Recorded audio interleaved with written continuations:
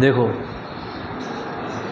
कौन सा चैप्टर है, हेरोन्स फॉर्मूला यानी हेरोन का सूत्र।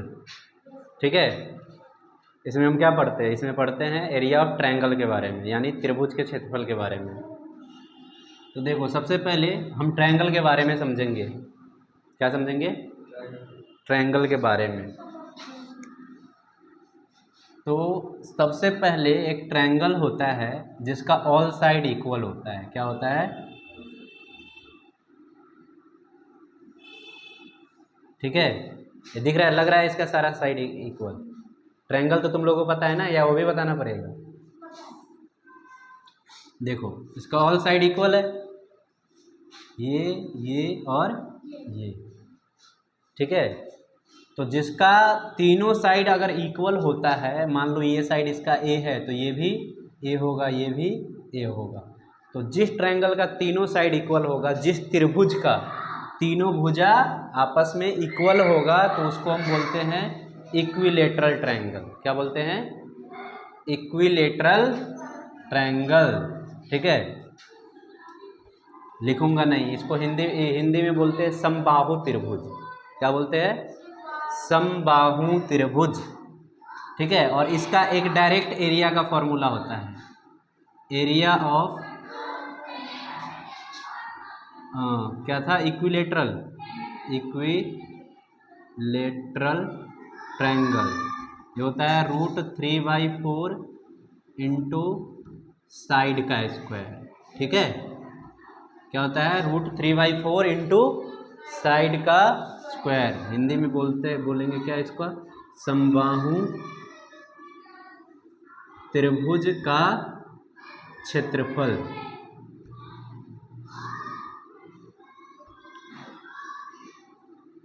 ये होता है, साइड का मतलब ये है ना। तो यहाँ पे हो जाएगा ये 3/2 इंटू भुजा का स्क्वायर। साइड मतलब होता है भुजा, भुजा मतलब ये जो लेंथ है। ठीक है, इसका ऑल साइड क्या होगा?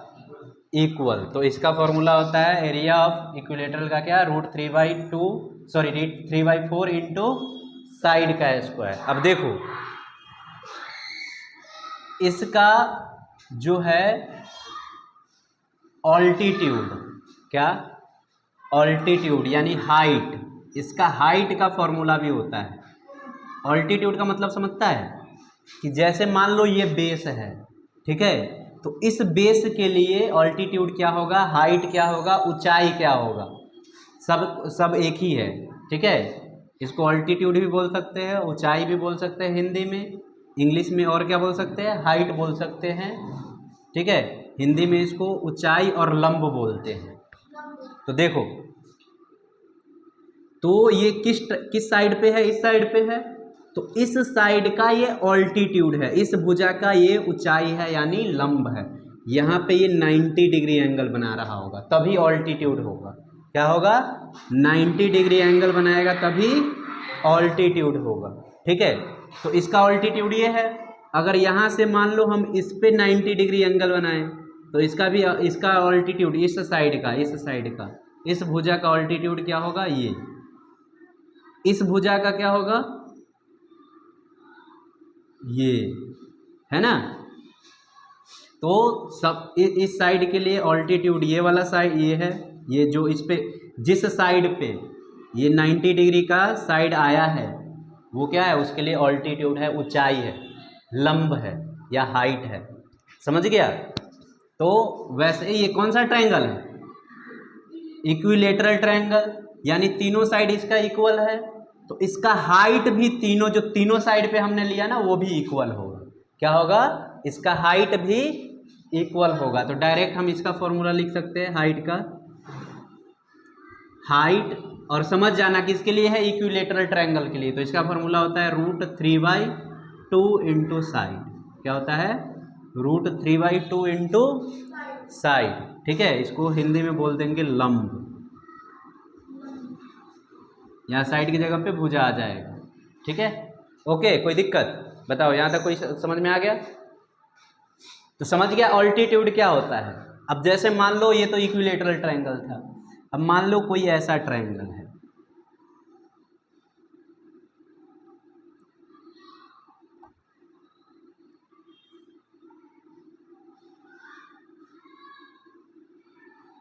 तो देखो मान लो ये ऐसा ट्रायंगल है ABC, ठीक है।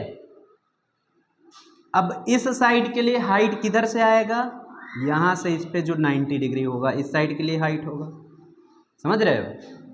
इस साइड के लिए हाइट कौन सा है, ये वाला, यानी इसका इस साइड के लिए ऊंचाई है ये वाला, याद रखना। अगर हम इस साइड के लिए देखें तो हम क्या करते हैं, इस पे 90 डिग्री आना चाहिए, होना चाहिए, लेकिन यहाँ से अगर हम खींचेंगे तो 90 डिग्री आएगा क्या, नहीं आएगा। तो इसका हाइट जो है इस ट्रायंगल के बाहर होगा, क्योंकि 90 डिग्री ये यहाँ पे बनेगा ना, देख रहे हो। तो हो सकता है किसी ट्रायंगल का हाइट ट्रायंगल के बाहर भी आ जाए, क्योंकि हमें 90 डिग्री चाहिए, 90 डिग्री होगा तभी हम उसको हाइट कह सकते हैं, या उसको इंग्लिश में ऑल्टीट्यूड कह सकते हैं, समझ गए। हिंदी में इसको ऊंचाई या लंब बोलेंगे। तो इस साइड के लिए BC के लिए हाइट क्या है, ये है, मान लो यहाँ नाम दे देता हूँ AD है। AB के लिए इसका नाम E दे दो, मान लो तो EC है ना। और इसके लिए हाइट कहाँ होगा, अब देखो यहाँ से अगर हम खींचेंगे तो 90 डिग्री होगा क्या, तो इसके लिए भी हाइट इधर आएगा, 90 डिग्री यहाँ पे बन रहा है, यहाँ पे बन रहा है, समझ में आया। हाइट मतलब हो सकता है कि बाहर भी हो, ये जरूरी नहीं है कि कहाँ हो, मतलब अंदर ही हो, जैसे इसमें था, ठीक है। अब जैसे मान लो एक दूसरा ट्रायंगल बनाता हूँ मैं, ये, तो इसमें इस ट्रायंगल का हाइट ये हो गया, सॉरी इस साइड का हाइट ये हो गया, इस साइड का हाइट यहाँ पे आएगा, ठीक है। और इस साइड का हाइट कहाँ पे आएगा, यहाँ पे नहीं आएगा, ये बाहर आ जाएगा, कहाँ आ जाएगा, ऐसे, तो यहाँ पे आ गया इसका हाइट, ये डॉट डॉट कर से मिला दो। तो हाइट समझ में आना बहुत ज़रूरी होता है, समझ गए। तो ये हाइट का फॉर्मूला है। अब कहीं पे हमें ये मतलब एक और फॉर्मूला होता है जो सारे ट्रायंगल के लिए होता है, अगर उसका हमें बेस पता हो और क्या पता हो, हाइट पता हो, मतलब बेस को हिंदी में बोलते हैं आधार, और ऊंचाई पता हो, तो उसके लिए एक अलग फॉर्मूला होता है, पहले नोट कर लो इतना।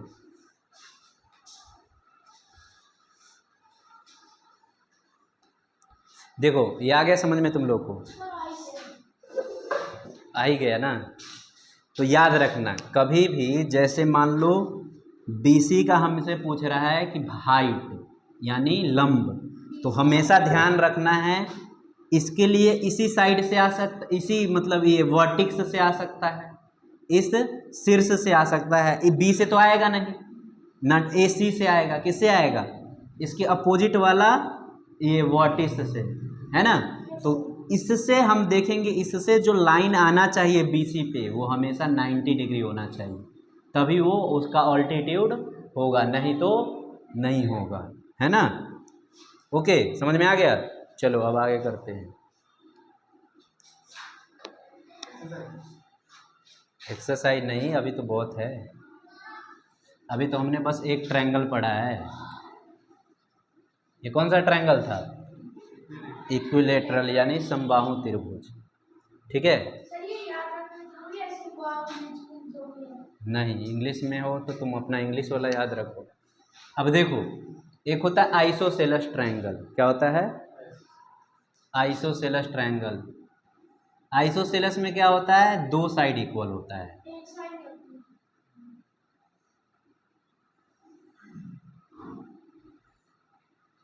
तीनों तो इक्वल नहीं लग रहा है। सर ये तो झोपड़ी में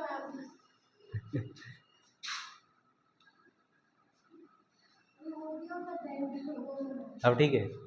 अब देखो मान लो ये साइड और ये साइड इक्वल है, तो उसको हम बोलते हैं आइसोसेलेस ट्रायंगल, हिंदी में बोलते हैं समद्विबाहु त्रिभुज। तो इसका कोई वैसा फॉर्मूला नहीं होता है ना।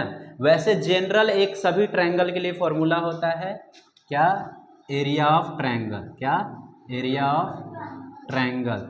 अब देखो इससे पहले हमने पढ़ा समबाहु त्रिभुज के बारे में कि उसका फॉर्मूला एरिया का अलग होता है, लेकिन ये जो मैं बता रहा हूँ वो किसी पे भी लग सकता है, बशर्ते हमें उसका एक बेस यानी कि आधार पता होना चाहिए, और हाइट यानी कि ऊंचाई पता होना चाहिए, ठीक है।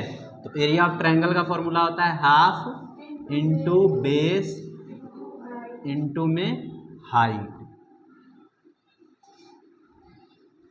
ठीक है। हिंदी में बोल लिखेंगे त्रिभुज का क्षेत्रफल, ये हो जाएगा हाफ, बेस को हम बोलते हैं आधार और इसको बोलते हैं ऊंचाई, ठीक है। अब देखो ध्यान से, अभी तुम लोगों को बताया कि अब जैसे मान लो हमें ये बेस गिवन है तो इसका हाइट, ये जो बेस दिया रहेगा तो इसी का हम हाइट ले सकते हैं, इसका हाइट नहीं ले सकते, याद रखना। अगर इसका बेस दिया है तो हाइट हम किसका लेंगे, इसी का लेंगे। जैसे ए बी सी और डी, तो अगर मान लो हमें बी सी का वैल्यू दिया है तो हमें ए डी का भी वैल्यू दिया होना चाहिए, तभी हम फाइंड कर सकते हैं। मान लो बी सी का दिया है और साथ में तुमको एक ये वैल्यू, इसका वैल्यू दे दिया, मान लो बीई का और बीसी का, तब हम ये फॉर्मूला नहीं लगा सकते। क्यों नहीं लगा सकते पता है? जो बेस है ऑल्टीट्यूड उसी पे होना चाहिए, हाइट जो है उसी पे होना चाहिए, तभी हम ये फॉर्मूला लगा सकते हैं। एक होता है स्केलन ये ट्रायंगल, जिसका एक भी साइड इक्वल नहीं होता है, ठीक है, तो उसका यूज नहीं है वैसे इसमें। हमें बस ये समझ लो, स्केलन को बोलते हैं विषमबाहु त्रिभुज। क्या होता है स्पेलिंग पता है तुम लोगों को? हाँ, अरे कोई बात नहीं, हिंदी की क्लास थोड़ी है ये।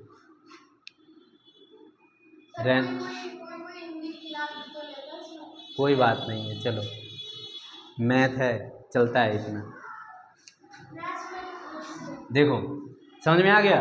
तो ये कौन सा ट्रायंगल है? आइसोसेलेस ट्रायंगल, यानी इसका दो साइड इक्वल होता है। अब इस चैप्टर के लिए इतना ही ट्रायंगल के बारे में जानकारी काफ़ी है, ठीक है। आगे जानकारी की कोई ज़रूरत नहीं है। जिसका एक भी साइड इक्वल नहीं होता है उसको स्केलन ट्रायंगल बोलते हैं, यानी विषमबाहु त्रिभुज, उसका हमें कोई ज़रूरत नहीं है। अब हम आएंगे मेन फार्मूला, हेरोन्स फार्मूला पे। ओके, चलो नोट करो इतना जल्दी से।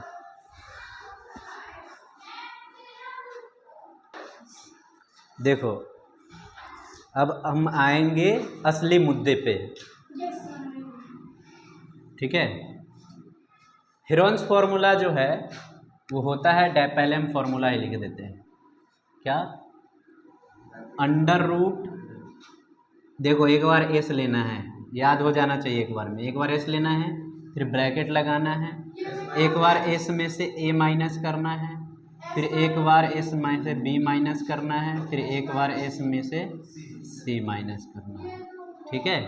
और यही होता है त्रिभुज का, यानी एरिया ऑफ ट्रायंगल, ठीक है, त्रिभुज का क्षेत्रफल, इंग्लिश में बोलेंगे एरिया ऑफ ट्रायंगल, ठीक है। अब ध्यान से देखो इसको, मान लो कोई भी यहाँ पे कोई भी ट्रायंगल हो, क्या हो? कोई भी ट्रायंगल हो, ठीक है, चाहे आइसोसेलस हो, स्केलन हो या इक्विलेटरल हो, सबका एरिया हम इससे निकाल सकते हैं। तो देखो तुम लोगों को पता होगा ट्रायंगल में 3 साइड होते हैं, पता है ना? ट्रायंगल में 3 साइड होते हैं, तो एक साइड को हम ए मान लेते हैं, ठीक है, एक साइड को बी मान लेते हैं और एक साइड को सी मान लेते हैं। ओके, क्या? एक को ए, एक को बी, एक को सी, ठीक है। अब इसमें जो 3 तुमको वैल्यू दिया रहेगा, तो एक को ए के बदले पुट करोगे, एक को बी के बदले और एक को सी के बदले, ठीक है।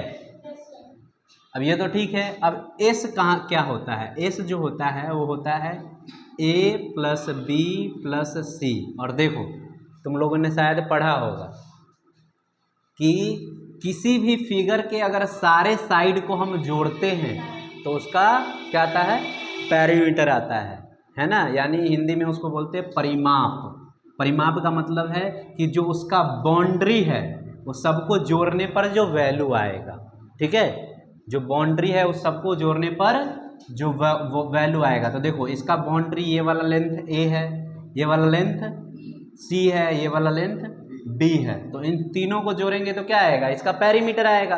तो कहीं तुम लोग को ये ना देकर डायरेक्ट लिखा होगा कि इसका पेरीमीटर ये है। पेरीमीटर का मतलब समझ जाना कि इसका मतलब है a प्लस बी प्लस सी। ठीक है, हिंदी में उसको बोलते हैं परिमाप। लिख ही देता हूँ,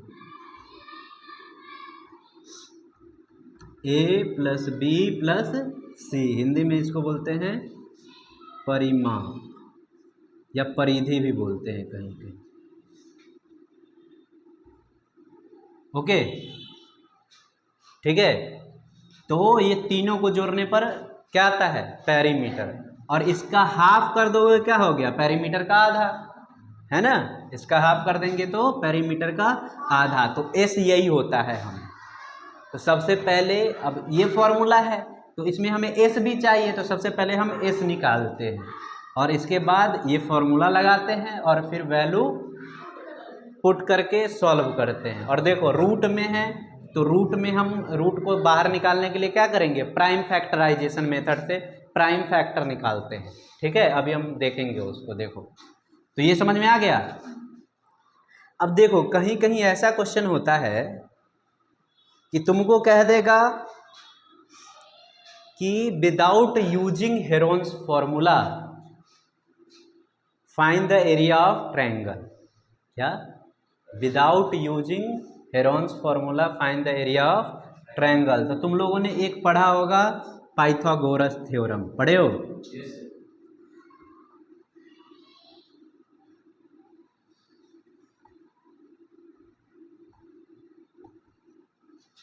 तो हिंदी में बोलते हैं पाइथागोरस प्रमेय।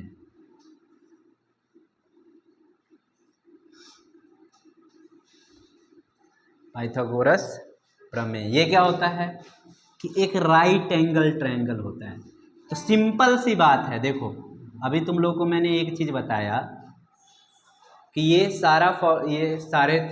सारे ट्रायंगल के लिए ये फॉर्मूला होता है ना। कहीं भी यूज कर सकते हो, अगर हमें उसका तीनों साइड पता चल जाए तो तभी कर सकते हैं। अब जहाँ पे तुमको कह रहा है ये हेरोन्स फॉर्मूला नहीं यूज करना है, तो वहाँ पे सिंपल सा दूसरा वाला भी हमने एक फॉर्मूला पढ़ा, half into base into height. तो जहाँ पे ये नहीं यूज होगा वहाँ पे वो यूज होगा। और उसके लिए हमें क्या पता चाहिए, क्या चाहिए, हाइट और बेस चाहिए। तो देखो अगर कोई, ये कौन सा ट्रायंगल है, राइट ट्रायंगल है, राइट ट्रायंगल, इसको हिंदी में बोलते हैं समकोण त्रिभुज।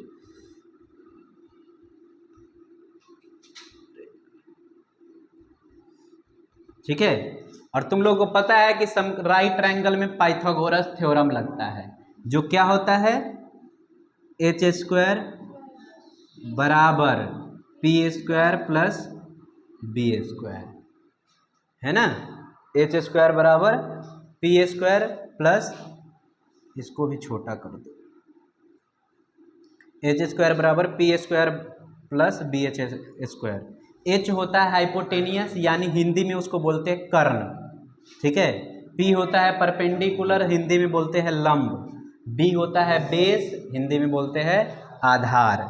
ठीक है, तो अब जहाँ पे तुमको ये तीनों साइड दिया रहेगा और कहेगा कि तुम्हें हेरोन्स फॉर्मूला यूज नहीं करना है, तो वहाँ पे हम चेक करेंगे कि क्या इस पे आ रहा है ना। क्या करेंगे, चेक करेंगे। अब जैसे मान लो तुमको ये साइड दे दिया 5, ये साइड दे दिया 3 और ये साइड दे दिया 4। ठीक है, तो अब हम चेक कर लेंगे सबसे बड़ा वाला कौन सा है, 5 है। तो देखो h जो होता है वो हमेशा सबसे बड़ा वाला होता है, h हमेशा क्या होता है, सबसे बड़ा वाला। तो हम चेक कर लेंगे, यहाँ 5 रखेंगे, 5 का स्क्वायर कर देंगे, यहाँ p के बदले पे दोनों में से कोई भी रख सकते हो, कोई फर्क नहीं पड़ता है। तुम ये भी रख सकते हो, ये भी रख सकते हो। ठीक है, p के बदले यानी परपेंडिकुलर लंब के बदले कुछ भी डाल सकते हो। तो 4 भी रख लो या 3 भी रख लो, कोई फर्क नहीं पड़ेगा। तो 4 का स्क्वायर, फिर b के जगह पे अब एक 4 रख दिया तो दूसरा को दूसरा रखना पड़ेगा, 3 का स्क्वायर। अब देखेंगे क्या सॉल्व करके सेम आ जाएगा। 5 का स्क्वायर कितना होता है, 25, 25, 4 का स्क्वायर होता है 16 और 3 का स्क्वायर होता है 9।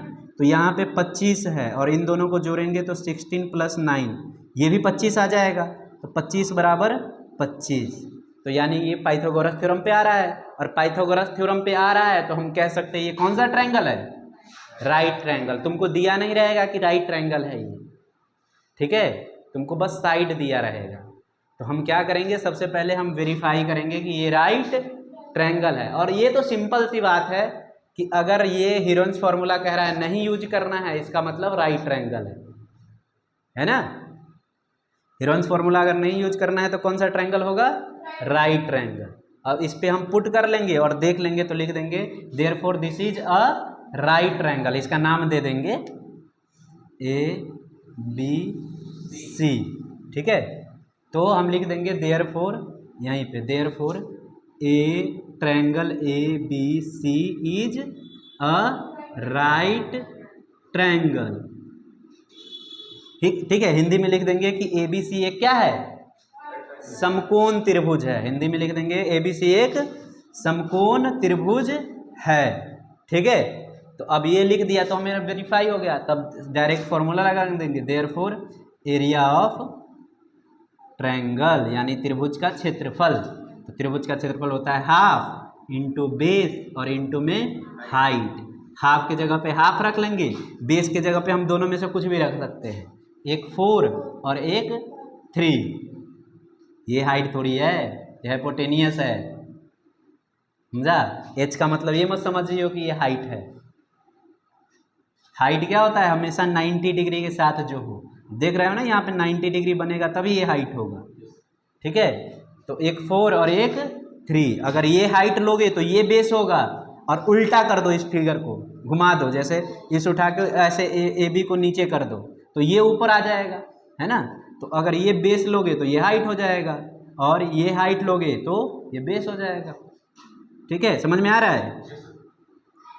तो यहाँ पे अब सॉल्व कर देंगे तो 2 से 4 खत्म, क्या आएगा 2 3 जा 6, यानी जो भी है सेंटीमीटर में दिया रहेगा तो सेंटीमीटर स्क्वायर, मीटर में दिया रहेगा तो मीटर स्क्वायर। तो जहाँ पे अगर पाइथागोरस थ्योरम नहीं यूज करना हो तो वहाँ पे हमें ऐसे करना है, चेक करना है पहले कि ये क्या कहते हैं, सॉरी मैंने गलत बोल दिया, जहाँ पे हीरोन्स फॉर्मूला यूज नहीं करना हो वहाँ पे हम सबसे पहले चेक करेंगे कि पाइथागोरस थ्योरम से ये राइट एंगल है, ठीक है, और फिर हम ये फॉर्मूला लगाएंगे। ओके, अब देखो एक चीज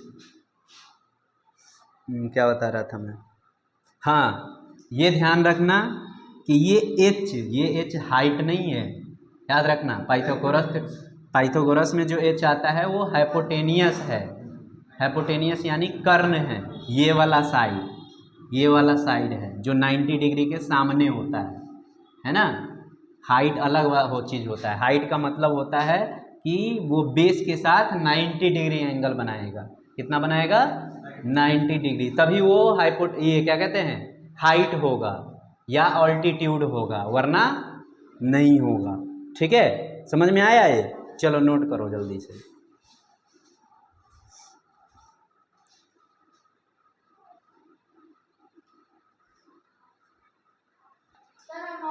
देखो अब हम एक एग्जाम्पल कर लेते हैं। फाइंड, देखो एग्जाम्पल नंबर फर्स्ट है नए बुक का। Find the area of triangle two side of which are 8 centimetre and 11 centimetre and its perimeter is 32 centimetre. बहुत ही सिंपल क्वेश्चन है। तो जो तरीका मैं बताऊंगा, जो स्टेप मैं करूंगा, वही तुम लोगों को करना है ध्यान से। इसमें हमें क्या क्या दे रखा है, 2 साइड दे रखा है और पेरीमीटर दे रखा है ना। तो हम लिख देंगे 2 साइड, तो हमें पता नहीं होता है कि ए कौन सा है, तो लेट लिख देना, लेट, यानी हिंदी में इसको बोलेंगे माना कि। ए जो पहला साइड है वो कितना है 8 सेंटीमीटर, बी दूसरा साइड है 11 सेंटीमीटर, ठीक है, ये हमने माना। वैसे ये दे रखा है। अब क्या करेंगे, पेरीमीटर, पेरीमीटर इसका क्या दिया है, यानी परिमाप क्या दिया है,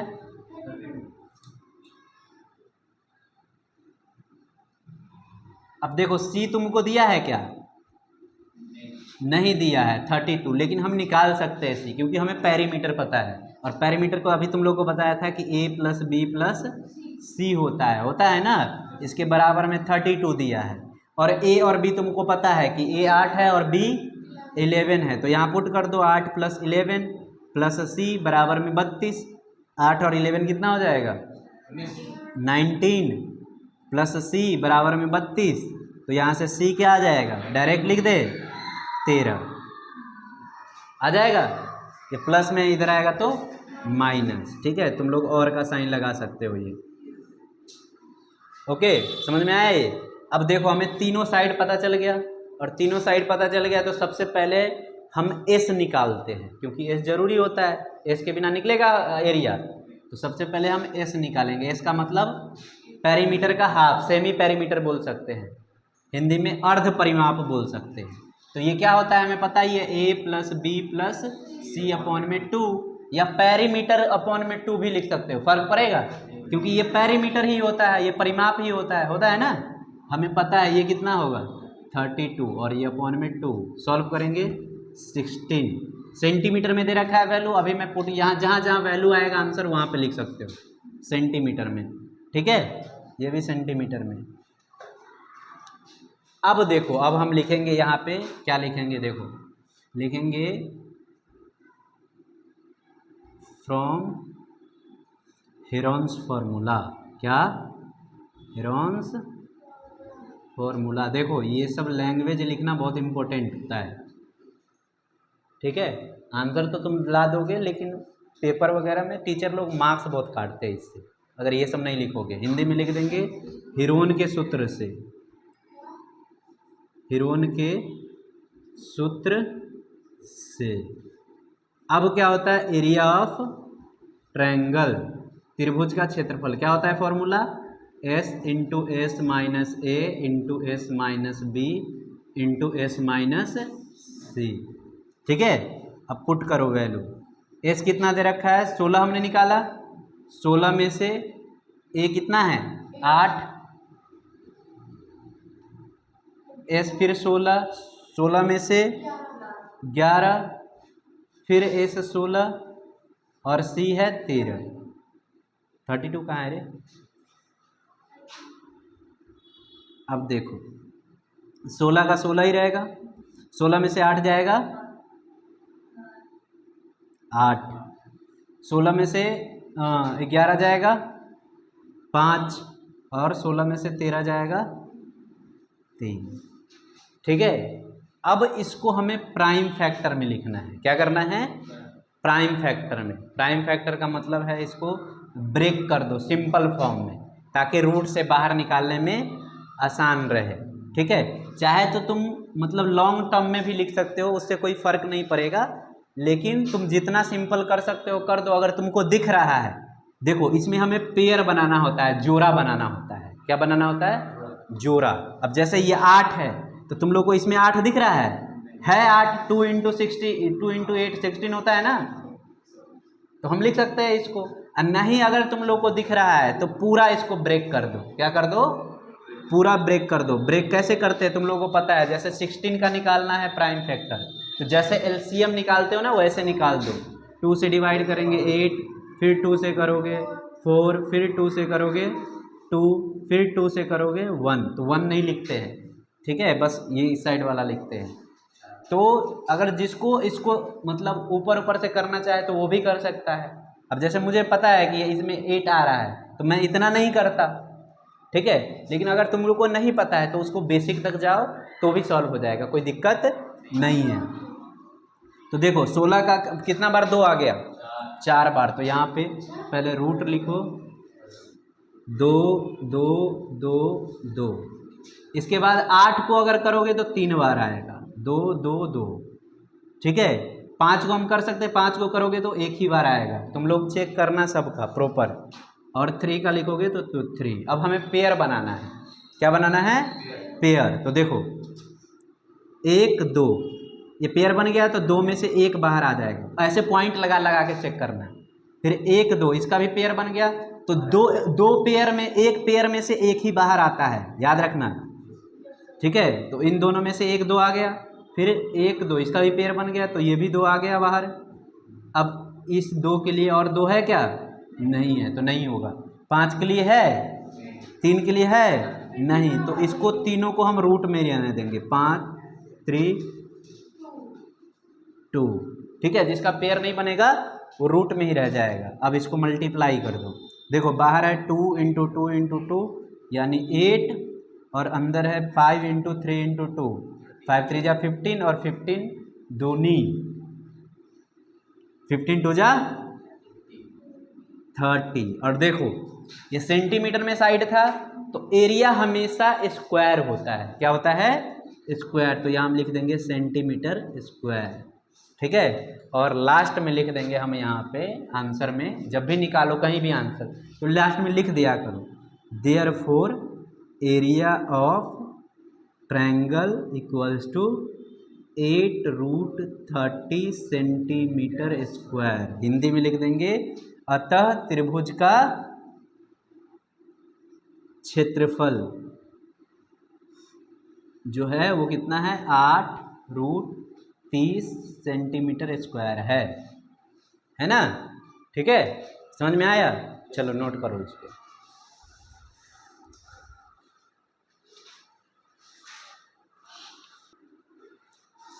देखो अब नेक्स्ट एग्जाम्पल है, एग्जाम्पल नंबर सेकेंड अभी हम नहीं कर रहे हैं, एग्जाम्पल नंबर 3 कर रहे हैं, ठीक है। थर्ड सेकेंड भी कर लेंगे। थर्ड देखो, the side of a triangular plot are in ratio, मतलब कोई ट्रायंगुलर प्लॉट है यानी त्रिभुज के आकार का एक प्लॉट है, ठीक है। प्लॉट समझता है ना?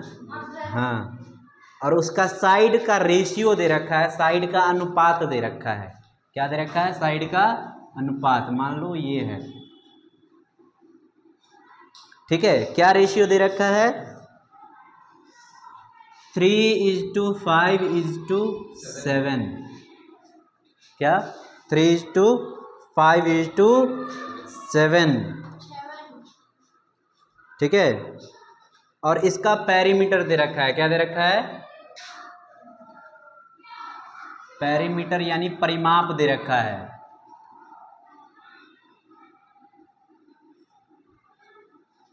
तो हमसे पूछ रहा है कि बताओ इसका एरिया क्या है। पेरीमीटर कितना दे रखा है? 300 मीटर। होगा तुम लोगों से क्वेश्चन। देखो कभी भी कोई भी क्वांटिटी रेशियो में दिया होता है ना, तो कोई फिक्स्ड वेरिएबल से इन सब में मल्टीप्लाई कर देते हैं, ठीक है। क्या कर देते हैं? मल्टीप्लाई। तो हम लिख देंगे लेट, यानी कि माना कि साइड्स ऑफ ट्रायंगल, ठीक है, ए बराबर 3x, x लगा दिया, ठीक है। तुम चाहे तो k लगा सकते हो, p लगा सकते हो, जो मन है वो लगा दो। बस सेम यूनिट, जैसे यहाँ पे a आ रहा है तो यहाँ पे भी a मत लगा देना ताकि कंफ्यूजन ना हो, है ना। b इक्वल्स टू दूसरा 5 है तो इसको हम 5x लिख देंगे। और c जो है 7 है की जगह 7 है तो 7x लिख देंगे, ठीक है। ये कभी भी कहीं पे भी अगर क्वेश्चन रेशियो में हो तो ऐसे ही करना है, याद रखो, ठीक है। और रेशियो में क्यों होता है पता है? क्योंकि रेशियो में जब दिया होता है तो ऐसे क्यों करते हैं पता है? ऐसा इसलिए करते हैं, 3:5 का मतलब क्या है? 3/5। तो यहाँ पे देखो अगर 3x 5x का हम रेशियो निकालेंगे, 3x और 5x, इसका अनुपात निकालेंगे तो x से x तो कट ही जाएगा। तो क्या आया? तो कोई फर्क पड़ा क्या? नहीं पड़ा, है ना। इसलिए हम लेट कर लेते हैं। ओके, अब देखो हमें पेरीमीटर दे रखा है ना। तो पेरीमीटर से हम इन तीनों का वैल्यू निकाल सकते हैं। हम लिखेंगे पेरीमीटर यानी कि परिमाप। क्या होता है? क्या फॉर्मूला होता है बताओ? a + b + c। इसका वैल्यू हमें दे रखा है कितना? 300। और a का देखो कितना है? 3x, b कितना है? 5x और c कितना है? 7x। अब इन तीनों को जोड़ोगे तो कितना आ जाएगा बताओ? 3 और 5 8, 8 7 15, 15x। तो देखो मैं साइड चेंज करके लिखता हूँ, इस साइड लिख दिया 15x और इस साइड को इस साइड कर दिया। ठीक है, पूरा का साइड चेंज कर सकते हो, कोई फर्क नहीं पड़ता है। ठीक है, इसके साइड को हमने इस साइड ले आया सॉल्व करके और इस साइड को इस साइड। अब x का वैल्यू यहाँ से निकालोगे तो क्या हो जाएगा, 15 मल्टीप्लाई में इधर जाएगा तो डिवाइड में 300 अपॉन में 15 डिवाइड करोगे 220 आ जाएगा। अब x हमें पता चल गया तो तीनों साइड निकाल सकते हैं। देयरफॉर a कितना हो जाएगा, 3x है और x का वैल्यू 20 तो 3 इंटू 20 60। b का वैल्यू 5x है तो 3 इंटू 5 इंटू 20 कितना हो जाएगा 100 और c का वैल्यू 7x है। यहाँ पे शायद नहीं दिख रहा होगा, ये यहाँ पे लिख देता हूँ। देयरफॉर c का वैल्यू क्या हो जाएगा, c का वैल्यू है 7x तो इसका वैल्यू हो जाएगा 7 इंटू 20 यानी 140। ठीक है, समझ में आ गया ये। अब फिर क्या लिखेंगे, फ्रॉम हेरोन्स फॉर्मूला और फिर सॉल्व कर देंगे तो हो जाएगा तुम लोगों से ये। हाँ, आराम से। a b c, मान लो ये 3x है, ये 5x है और ये 7x है ना। अब लिख देंगे फ्रॉम हेरोन्स फॉर्मूला। हिंदी में क्या लिखेंगे इसको, हेरोन के सूत्र से। ठीक है, इसीलिए त्रिभुज का क्षेत्रफल यानी एरिया ऑफ ट्रायंगल क्या होता है, s into s minus a into s minus b into s minus c. अब s कितना है, s निकाला है हमने, निकाला ही नहीं है। कैसे से हो तुम लोग, हाँ चलो यहाँ पे निकाल देता हूँ पहले s क्या आएगा, a plus B plus C upon में 2। तो a plus B plus C का वैल्यू हमें दे रखा है 300 अपॉन में 2 तो कितना आ जाएगा 150 सेंटीमीटर आ जाएगा ना। अब पुट कर दो यहाँ पे 150। हाँ अच्छा, मीटर में है, मीटर। अब देखो 150 माइनस ए का वैल्यू है 60, 150 बी का वैल्यू है 100 और 150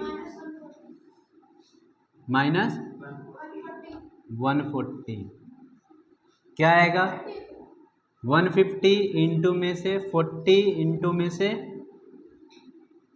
50 इंटू में कितना 10। अब देखो ठीक है, तुम लोग जितना कैलकुलेशन कम कर सको कर सकते हो, कोई दिक्कत नहीं है। अब देखो अगर हम देखें ध्यान से तो इन सब में 10 की टेबल में ये सब आ रहा है, यानी इसका 10 तो 10 रहेगा ही। इसको हम क्या लिख सकते हैं 10 इंटू 5 है ना। पेयर बनाने के लिए हम 10 भी, बस हमें पेयर बनाने से मतलब है, बड़ा नंबर हो या, अगर नहीं समझ में आ रहा है तब तो फिर छोटा छोटा कर दो आराम से, लास्ट में तो वो पेयर बनेगा ही। अगर समझ में आ रहा है तो जितना कम कैलकुलेशन हो उतना ज़्यादा सही है। ठीक है, 40 को हम क्या लिख सकते हैं 10 इंटू 4 और 4 को हम 2 इंटू 2 लिख सकते हैं क्योंकि 4 का पेयर नहीं बन रहा है तो 2 इंटू 2 लिख देंगे। 150 को हम लिख सकते हैं 10 इंटू 15 और 15 की जगह पे क्या लिख सकते हो तुम 5 इंटू 3 लिख सकते हो। तो अब देखो डायरेक्ट एक बार में हो गया। जिसको नहीं समझ में आता है तो पूरा स्टेप करो भाई अपना, कोई दिक्कत नहीं है हमें। ठीक है, अब देखो ध्यान से 1 10 1 10 2 10 बाहर तो डायरेक्ट, अच्छा कोई नहीं लिख दो पहले 10, फिर अरे 2 10 के लिए 1 10 आएगा ना, 1 10 सॉरी। फिर ये इन दोनों 10 का भी पेयर है तो इनमें से भी एक आ जाएगा, इन 5 का पेयर है तो इनमें से भी एक आ जाएगा। ऐसे पॉइंट लगा दोगे ना तो पता चलेगा तुम लोग कौन सा ले चुके हो, वरना कन्फ्यूजन बहुत होता है। ठीक है, फिर 2 2 है तो इसमें से भी एक 2 आ जाएगा बाहर, 3 का पेयर नहीं है तो 3 रूट में रह जाएगा, है ना। देखो भाई ये घुल मिल रहा है आपस में। अब इसको सॉल्व करोगे तो 10 10 जा 100, 100 5 जा 500, 500 10 जा सॉरी 2 जा 1000, 1000 रूट 3 मीटर स्क्वायर। ओके, कोई दिक्कत, कोई परेशानी?